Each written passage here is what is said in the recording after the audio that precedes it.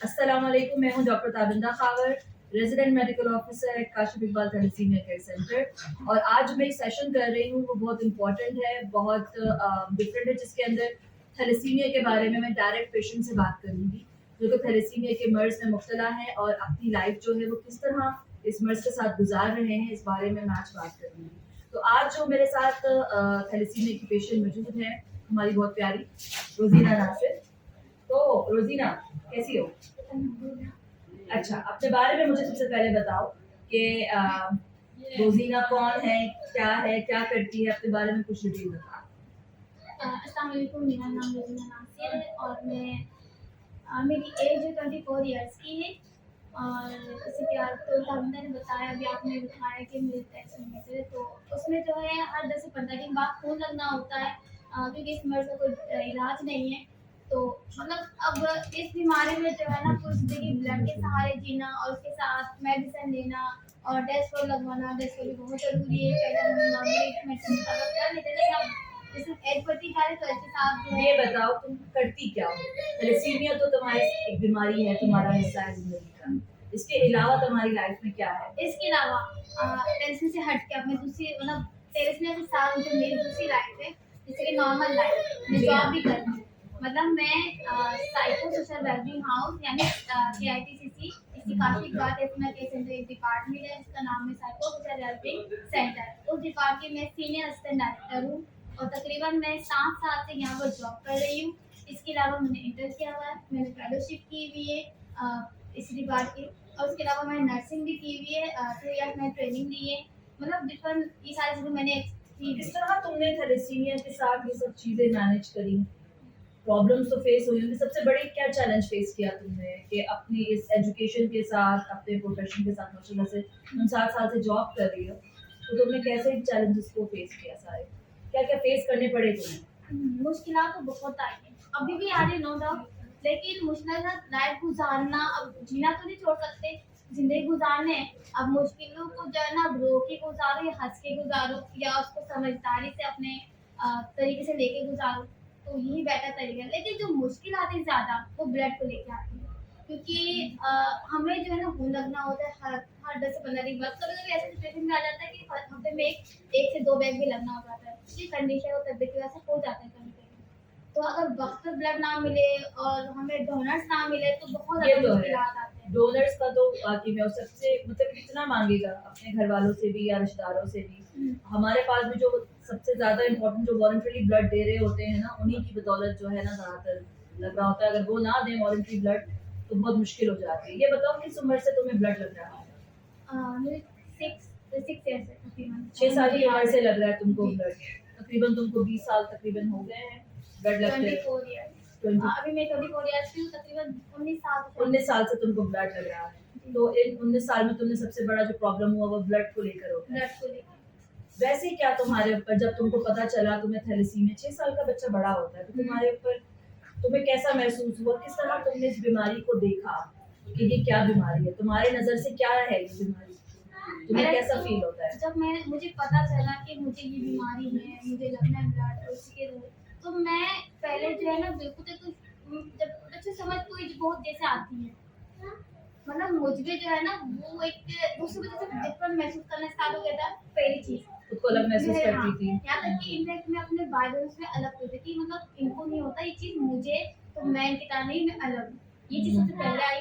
दूसरी चीज़ मेरे अंदर खामोशी आ गई थी। तीसरी चीज़ कि मैं लोगों की भीड़ों में नहीं बैठ पाती थी। मुझे था कि मैं शायद वहाँ नहीं अकेली हो गई हो। तो बिल्कुल अलग कर दिया था। और बढ़ चढ़ के आगे कोई चीज़ पार्टिसिपेट जाती तो मैं स्कूल भी जा रही थी, तो बस नॉर्मली जा रही थी। वो नहीं था मेरे अंदर कि कुछ बनना है, मतलब मैं फ्यूचर में कुछ करूँगी, ये चीज़ नहीं। तुम्हें लगता था बस अब ज़िंदगी मेरी खत्म, कल खत्म, परसों खत्म, ये मतलब दिमाग में थी। क्योंकि हमारे माहौल में हमारे इर्द के लोग हैं, इन्होंने ये भी कहा था कि ज़्यादा दिन नहीं देते, 16 साल में 18 साल में बच्चे हाँ, बिल्कुल ऐसा तो ये कहते वैसा हैं। हुआ।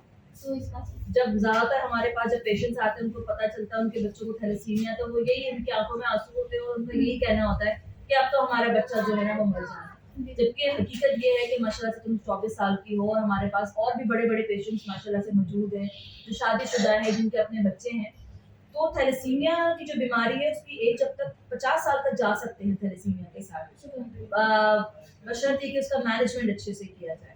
और ये एक अज़म जो ज़िंदगी का है गुजारने का ना वो होना चाहिए, एक शौक जो एक वो होना चाहिए। तो वो किस तरह तुमने खुद को सँभाला, खुद को समझाया और किस तरह मैनेज करती हो तुम? ब्लड को लगाना, जैसे जॉब पर आती हो तो ब्लड का क्या करती हो? और साथ में जो आयरन हमें पता है कि कितना बढ़ जाता है, तो उसको कैसे निकालने के लिए तुम मैनेज करती हो चीज़ें? सबसे पहले मैं ये बोलूँगी मैं मेरी लाइफ में चेंजिंग कहाँ से आई। मैं पहले यहाँ से काशीपुरा में नहीं आती ब्लड लगवाने, मैं कहीं और जाती सिविल में जाती थी। तो वहाँ मुझे नहीं अच्छा लगता वहाँ का माहौल, मैं वहाँ जब जाती तो मैं रोती थी, ब्लड नहीं लगवा रही थी कि मुझे वहाँ के माहौल वहाँ के साथ नहीं लगता। तो मतलब उस वक़्त अब शायद क्या पता बेहतर हो गया, लेकिन जब मैं जाती तो सब नहीं था। सही। तो वहाँ से ना मुझे यहाँ किसी ने बताया था कि यहाँ भी एक काशी विद्वान है, तो यहाँ पर ब्लड वगैरह सब कुछ मिलते हैं। तो अब माँ बाप कुछ करते हैं, तो माँ बाप जो है ना कुछ करते करते तो यहाँ तक आ गए थे, एक दो बार आई तो मुझे मुझे समझ आया कि माहौल अच्छा है, लोग स्टाफ एक साथ आते हैं, तो मुझे अच्छा लगने लगा। तो फिर कई दफ़ा आके ब्लड वगैरह लगवा हायर का एहसास होने लगा। अपना है। फिर मुझे याद आया कि मैं यहाँ कुछ कर सकती हूँ। फिर मैं दिल में हायर आया क्यों ना मैं नर्सिंग कर लूँ, सही। तो सब मैं मैट्रिक में कर चुकी थी। तो फिर मैंने मित्रों से बात की थी कि मैं यहाँ पर नर्सिंग ट्रेनिंग सही लेना है। चाहती हूँ। तो उन्होंने मुझे देख के बहुत ही अच्छा सा एक मतलब उन्होंने एप्रिशिएट किया था एप्रिशिएट किया उसको। है कि बिल्कुल अगर आप टेरेस में आके होके ब्लड लगवाने चाहती हो, साथ में जो है ना आप यहाँ हो काम तो बड़ी बात आ जाओ। उन्होंने मुझे आज कहा, अब यकीन माने मैं कल से पहुँच गई। सही। इतनी मतलब मेरे अंदर था कि मैं शौक करूँ। था, सही गलत थी। तो ये चीज़ यहाँ से समझ में आती है हमें कि माहौल का कितना ज़्यादा अहम किरदार है थैलेसीमिया के पेशेंट्स के लिए एक नॉर्मल ज़िंदगी गुजारने के लिए। बहुत ज़्यादा। कि तुम जो है वो ज़िंदगी की जो बिल्कुल उम्मीद छोड़ चुकी थी, किसी और जगह थी, तुम में चेंज आया, तुमने देखा यहाँ पे तुम्हें एक्सेप्ट किया जा रहा है, सपोर्ट किया जा रहा है। तो तुम में एक नई उमंग जागी गई और कितना अच्छे से तुम माशाल्लाह से आज बैठी हो यहाँ पे। तो ये बहुत ज़रूरी है थैलेसीमिया के पेशेंट्स के लिए कि वो एक अच्छा माहौल पेरेंट्स उनको दें। और इसके अलावा जो नॉर्मल लाइफ गुजारने का जैसे एक नॉर्मल भी हमें गुजारना होता है क्या सिर्फ टेरेस में नहीं करना, क्योंकि हमें अपने टेरेस में की लाइफ के साथ नॉर्मल लाइफ गुजारना है। जैसे कि मैं जॉब कर रही हूँ, मेरी आप फूड्स के हिसाब मैंने पूछा ब्लड डेस्ट्रोल, अब डेस्ट्रोल जो है वो लगवाना होता है 12 घंटे छोटे बिल्कुल, हाँ। लगवाने होते हैं। तो ये मैं कैसे कवर करती हूँ मैं आपको बताती हूँ। ब्लड में 15 दिन बाद 18 होता है। अब मैं जॉब पे आ जाती हूँ, सैंपल एक दिन पहले दे देती हूँ। अगर ये ब्लड होता है 12 बजे के बाद आता है, तो उस वक्त मेरी जॉब चलती है। और जब 12 बजे ब्लड लग जाता है तो 12 के बाद मेरा ब्लड ट्रांसफर चलता रहता है, लेकिन साथ में होकर मैं रिपोर्ट वाला जो काम है साथ में करती रहती हूँ। और ब्लड के दौरान मुझे कभी हुआ नहीं कि कंडीशन के फीवर वगैरह, कभी कभार अगर हो भी गया तो पैडो ले ली कर चलिए ठीक हो गई। इस तरह से ब्लड में सही। और डेस्कवर्क जो है वो मैं यहाँ नहीं लगा पाती, मैं जॉब करती हूँ। तो मैं डेस्कवर्क को जो है ना क्या लगा के चली जाती हूँ घर, रात को मैं लगवा के सो जाती हूँ और सुबह निकाल लेती हूँ और रात में चलते हैं। तो मुझे दिमाग में होता है कि मैं आज डेस्कवर्क लगा तो मैं हाथ से खिलाऊंगी, तो मैं बोल के सो जाती हूँ। और अल्हम्दुलिल्लाह कभी ऐसा हुआ नहीं कि मेरा केवल निकल जाए। ये बहुत ज़रूरी है मैनेज करना। डेस्कॉल मेरे पास और भी बहुत सारे पेशेंट्स यहाँ पर आते हैं जो तुम्हारी एज के हैं, लेकिन उनके पास एक होता है हमारी जॉब है, हम कैसे करें? तो अगर वो चाहें तो वो मैनेज कर सकते हैं। बिल्कुल। ये ईज़िली मैनेजेबल है। एक्सक्यूज़ेस चाहे तो बहुत से हैं, लेकिन अगर करना चाहे तो कर सकता है मैनेज। तो क्योंकि डेस्कॉल हमारा बहुत फ़ोकस होता है। फिर ये होता है मजबूरन जिन बच्चे नहीं कर रहे होते कि जी स्कूल छुड़वा दो, जॉब छुड़वा दो, तो ये चीज़ें साथ लेके चली जा सकती हैं। जैसे तुम हो एग्ज़ाम्पल, हमारे पास और भी बच्चे हैं। तो ऐसा नहीं है कि नॉर्मल ज़िंदगी जो है आपकी रुक जाएगी थैलेसीमिया की वजह से। वो दोनों चीज़ें आप अच्छे से साथ लेके चल सकते हो और मैनेज कर सकते हो। बिल्कुल, बिल्कुल कर सकते हैं। सब कुछ हमारे अंदर होता है कि हम किस तरफ लेके चलें। अगर हम सिर्फ टेरेस्मिया करेंगे तो हम टेरेस्मिया ही अटक कर रहेंगे। बिल्कुल। आपको टेरेस्मिया के साथ बहुत सारे चैलेंजेस फेस करने पड़ेंगे। बिल्कुल। हेपेटाइटिस सी मुझे हुआ है, मैंने उसको फेस किया है। उसके साथ मैंने जॉब भी कंटिन्यू रखी। ऐसा नहीं कि मुझे टेरेस्मिया हो गया, टेरेस्मिया के साथ बीच में तुम्हारी स्क्रीन बढ़ गई थी क्योंकि तुम्हें ब्लड जो था वो टूट रहा था, तुम्हारा एंटीबॉडी स्क्रीनिंग तुम्हारी पॉजिटिव आई थी। फिर उसके लिए हमने फर्दर टेस्टिंग करवाई, फिर तुम्हारा ब्लड भी अरेंज हम स्पेशल करवाते हैं। तो ये सब चीज़ों के साथ तुम्हारी चीज़ें बीच में एडमिट भी हुई हॉस्पिटल में एवरीथिंग, लेकिन तुमने हर चीज़ को माशाल्लाह से तुम रुकी नहीं, तुमने फेस की चैलेंजेस और तुम आगे बढ़ती चली गई। खुद को तुमने नॉर्मल रखा। तो ये बहुत इंपॉर्टेंट है कि खुद को आप एक नॉर्मल लाइफ गुजारने की जितनी कोशिश करोगे उतना ही आप कर सकोगे। जहाँ आप खुद को मजलूम समझोगे या बीमार समझोगे तो आप उतना ही उसको हावी कर लोगे।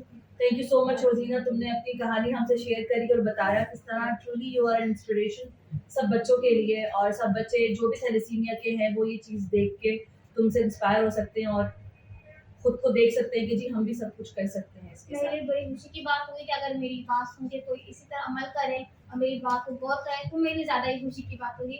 तो thank you so much. Much.